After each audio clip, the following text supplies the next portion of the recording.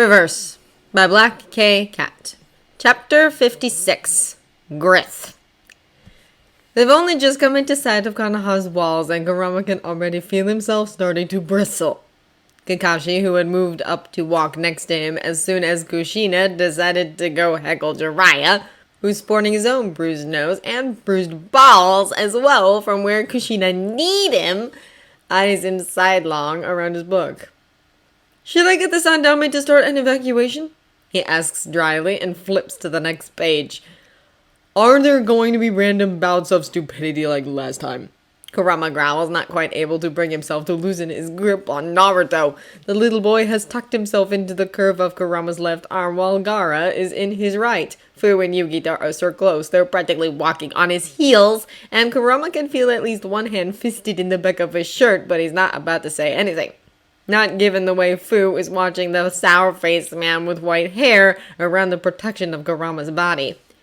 Kakashi doesn't move his head, but his eye flickers up, assessing the way Yagura is greeting the Hokage, and then sweeping left, then right. "Not on my part," he says mildly. "I think you might find it a little harder to bolt with 4 children rather than 1, though." "Then it's a good thing there are 3 other adults as well," Utakata says politely, though he's watching Yagura greet the other Kage closely. Kurama makes a face at the boy. "I did the running thing once already and ended up with 8 tag-alongs. No more, thanks." "Yeah, that on?" Roshi asks dryly. "We've been upgraded. I'm so proud." The big man chuckles faintly, tipping his hat down over his eyes. "Quite the accomplishment indeed." Roshi makes an absent sound of agreement, though most of his attention is on the short figure of the Tsukage, who's glaring in their direction. "They must have turned over a hell of a lot of rocks to find old Onigi," he says, and there's a thread of bitterness beneath the humor. "For all the good it will do them," Kurama says, faintly sour, and takes a step to the side, putting himself in front of Roshi. Han is pretty much a lost cause, seeing as he has almost 2 feet on Kurama, but it's the thought that counts. Roshi just snorts and doesn't protest. Between the politics that are going to be happening and Akatsuki, there's no way they could have left him out. He folds his arms over his chest, eyes narrowing. "No," Han says firmly, dropping a hand on his shoulder. "Whatever you're thinking, it's a bad idea." "You don't even know what I'm thinking." "I don't have to. I know you." Under the cover of their bickering, Naruto tugs on Kurama's shirt and leans up to speak into his ear, looking faintly worried. "They're not going to make you leave, are they, Kurama?" he asks insistently. "They can try," Kurama says, unimpressed.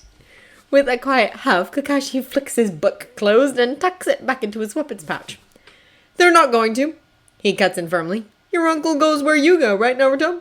Hokage-sama knows that. He won't try to separate you." Kurama arches a brow with a countenance, surprised by the show of face. Though maybe he shouldn't be. After all, Kakashi is close to the Sandaime for reasons Kurama's Naruto was never privy to. He opens his mouth to ask, but before he can, Yugito nudges him forward, and he glances towards the gate to see that Yagura, Mei, and Zabuza have headed into the village, leaving the way clear. Sarutobi is waiting, eyes fixed on him, hands clasped before him. Like the last time Kurama met him, his chakra is a ripple deep beneath the surface, strong enough to drown, but tightly contained, and his smile is wry. "Uzumaki Kurama," he says as Kurama stalks up to the gate. Sharp brown eyes dart over Naruto, then Gaara, and flick down to take in Yugito and Fu. "It's been a while. Perhaps this time your stay in Konoha can be more peaceful." "I won't start anything if you don't," Kurama agrees, baring his teeth in mockery of a friendly smile. If anything, that makes amusement spark in Sarutobi's face, though it's quickly buried. He opens his mouth. "Gaara," a sharp voice snaps out, and the Kage elbows his way past his guard, already reaching.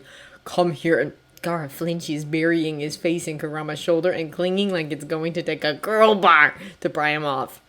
No hesitation. Kurama snarls, jerking back, and if he didn't have a child in each arm, Rasa would already have lost his hand.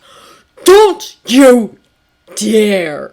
he growls, and it rumbles low and warning in his chest. "Gaara is mine, And you don't get to touch him if you want to keep your fingers. Sarutobi presses a hand over his face and mutters something inaudible and very deeply aggrieved. Yours? Rasa demands, puffing up like he's getting ready to yell, and Sage Kurama invites him to try it. The bastard's gold dust against the Kyubi no Kitsune's power. Kurama knows precisely which his money is on in that matchup. That's my son. Not anymore, Kurama snarls. You lost your chance when you tried to have him assassinated.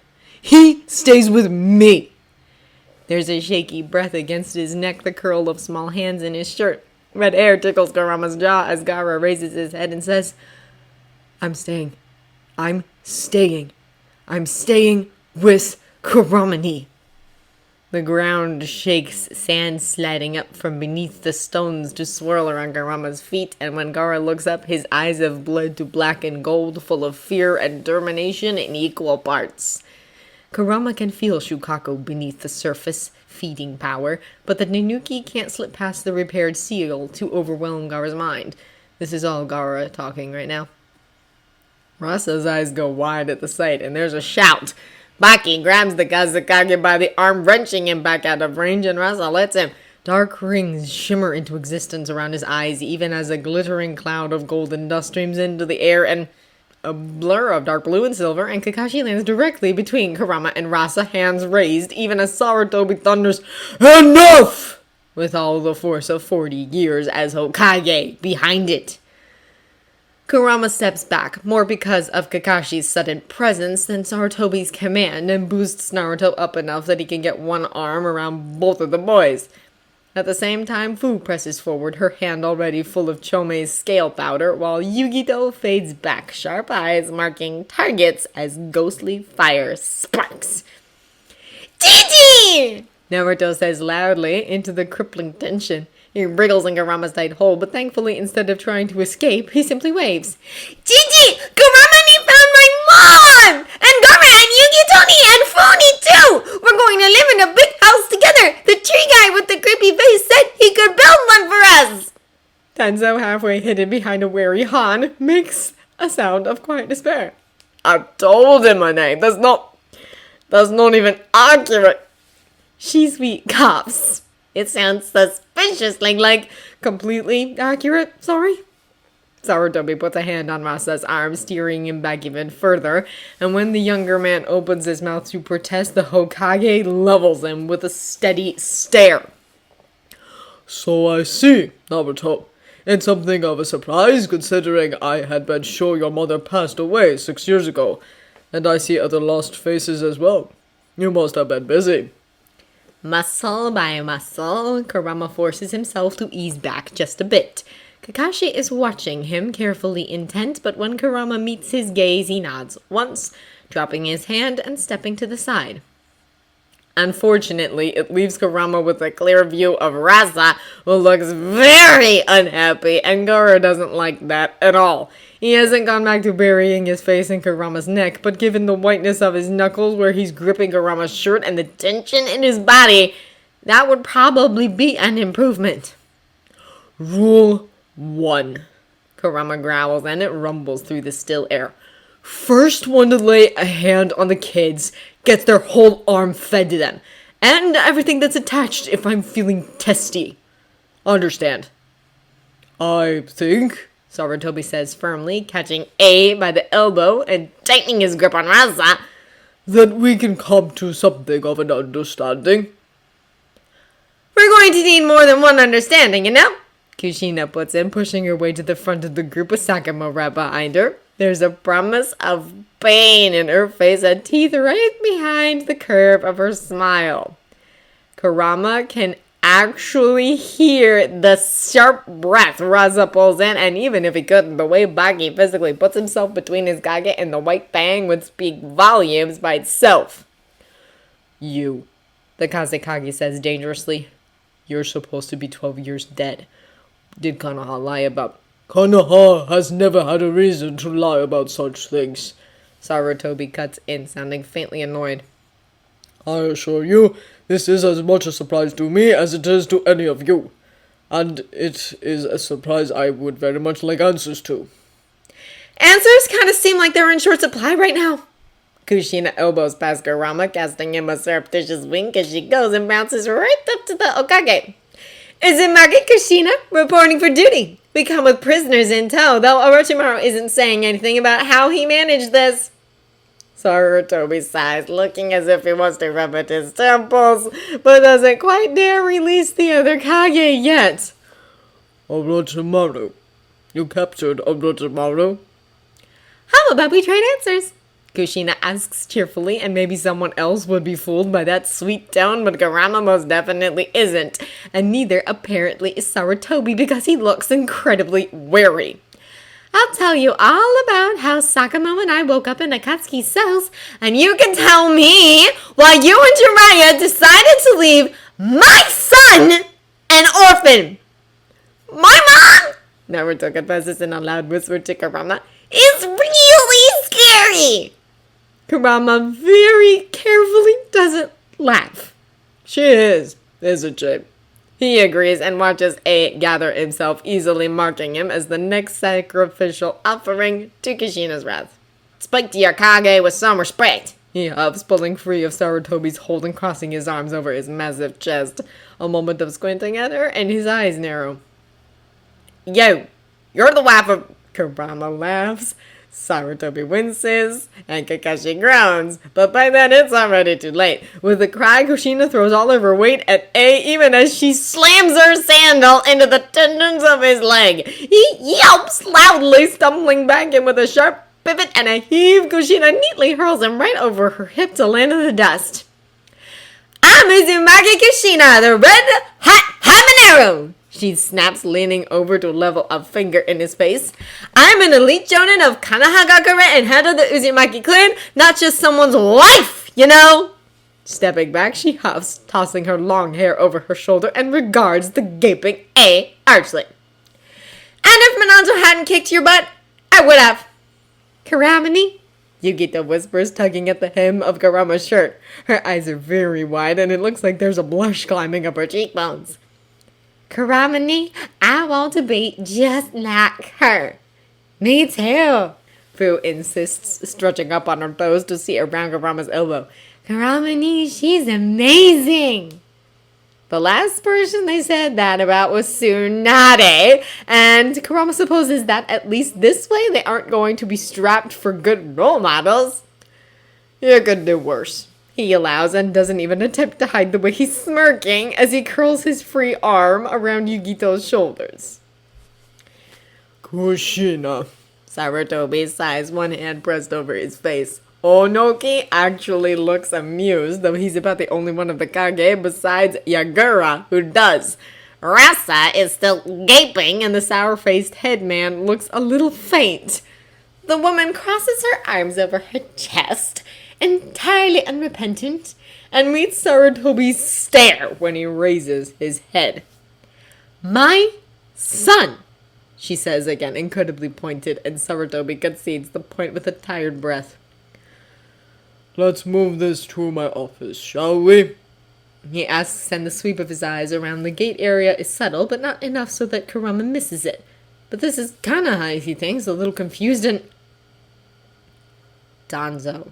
Here and now, Danzo is just as big a threat as Obito, and one that Kurama hasn't had the time or opportunity to deal with. Moreover, given the ages of the Jinchuriki, he's a particular threat to them, and Kurama isn't going to let that stand. Orochimaru is going to prove useful sooner than Kurama had expected, it seems. You okay, Squirt? Kurama murmurs as Sarutobi ushers the others deeper into the village. He keeps his gaze on Gaara, ignoring Kakashi hovering next to him, and waits until aquamarine eyes rise to meet his. Gaara hesitates, but nods, though he doesn't release his grip on Kurama. I didn't kill anyone, he says so softly it's almost inaudible.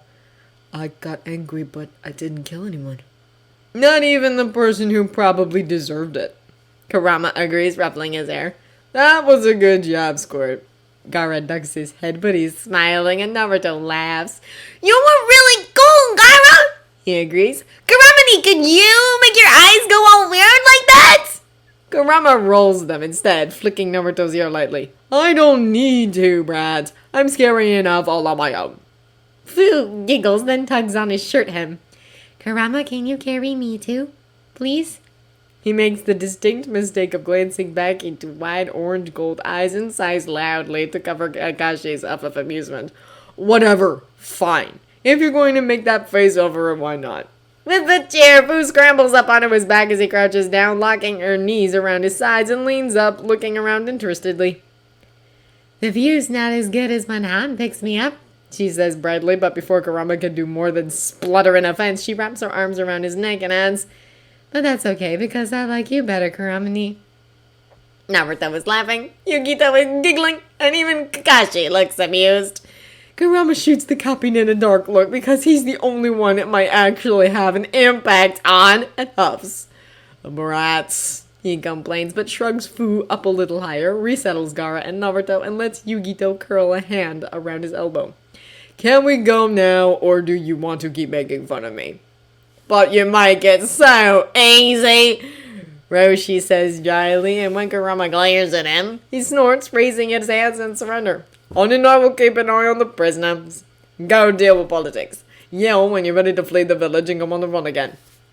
Please don't, is Kakashi's nearly plaintive contribution as he follows them into the village.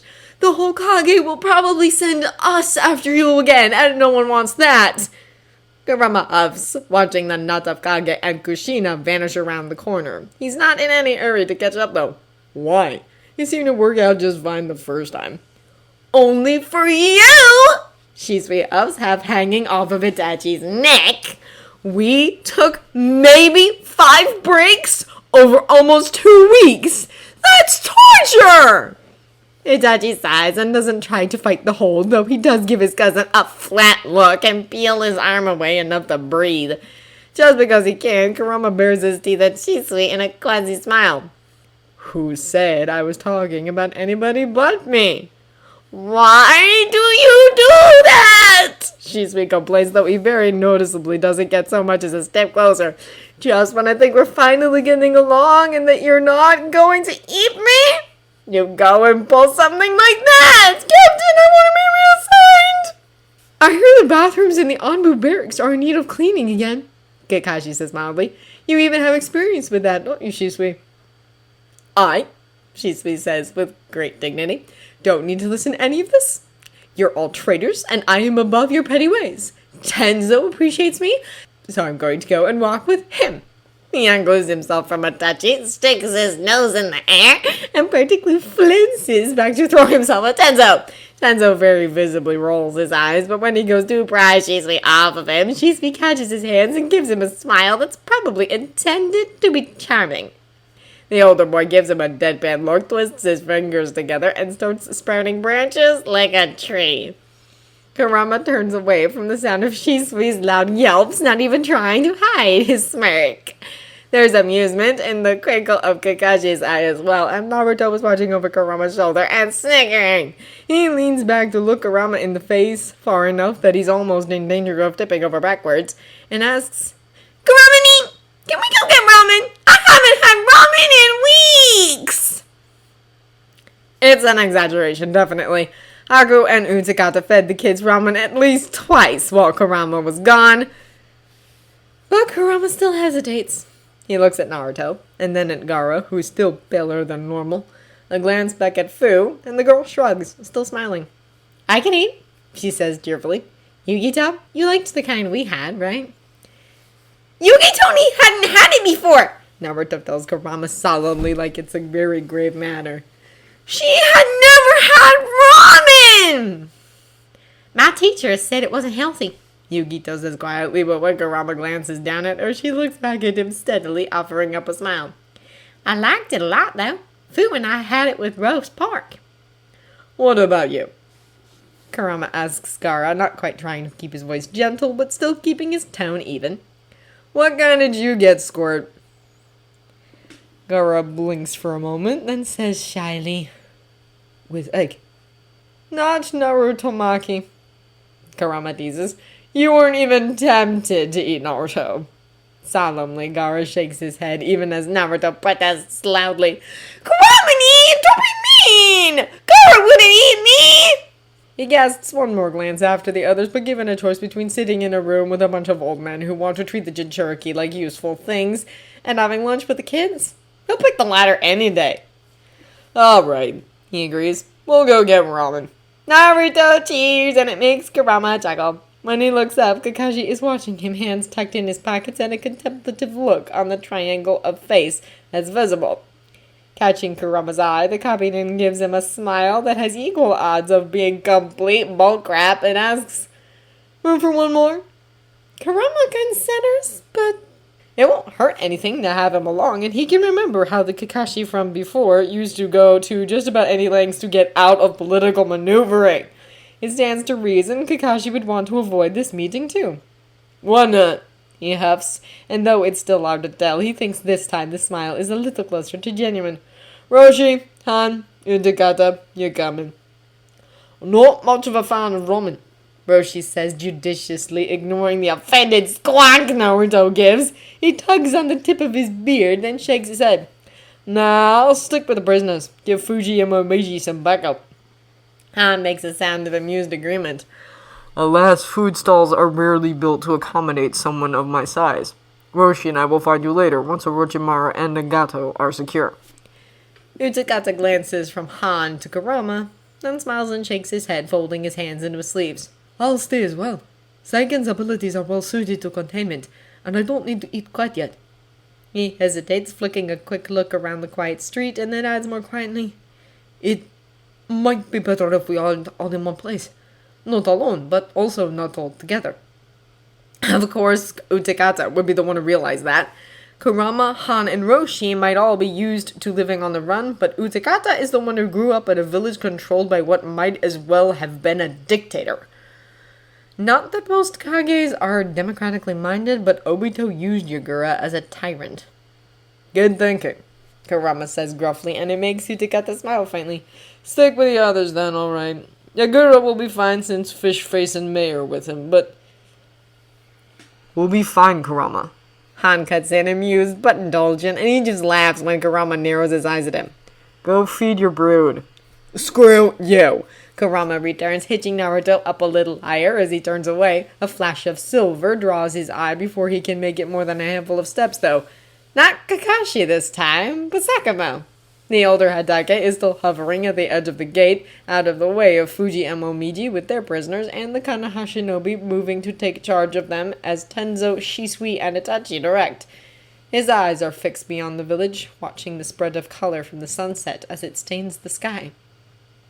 Kurama pauses, not sure whether he should call out, but Kakashi catches his elbow, keeps him turning.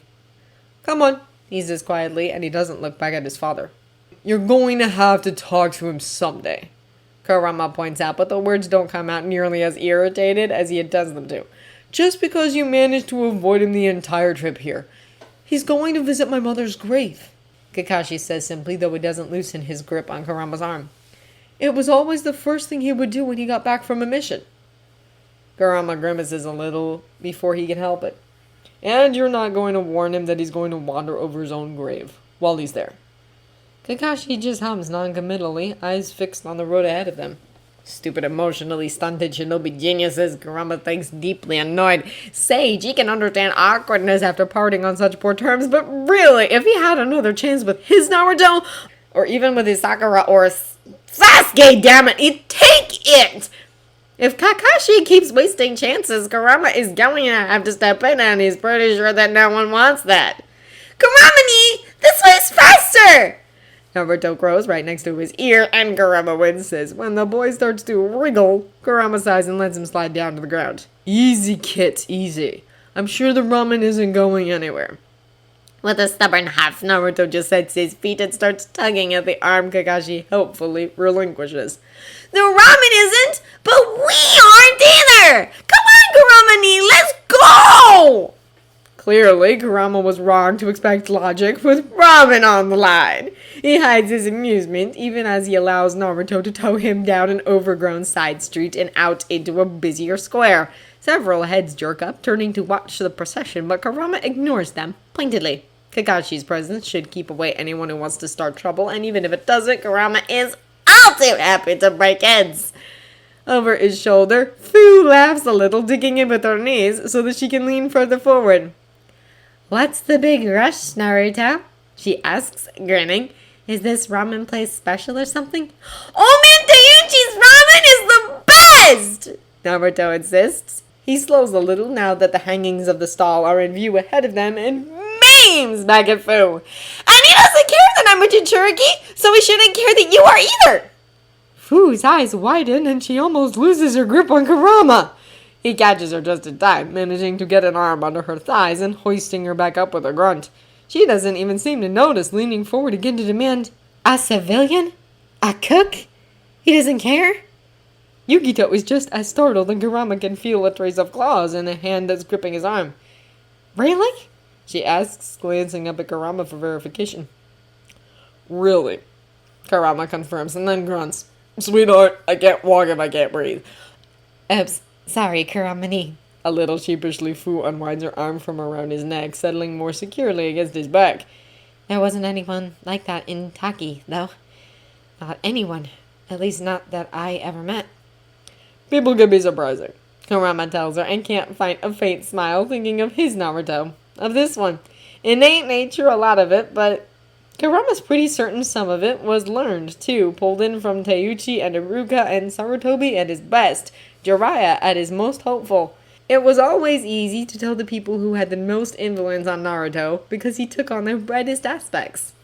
Kakashi glances at him, almost as if he can read Kurama's thoughts, and then brushes the hangings aside so Fu doesn't have to duck as Kurama carries her into the stall.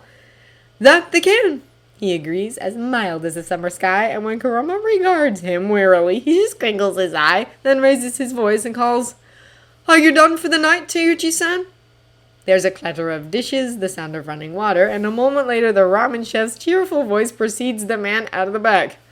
That's okay. I haven't seen you pass through in a while. He trails off, wide eyes on the 6 of them, and then asks disbelievingly, Naruto?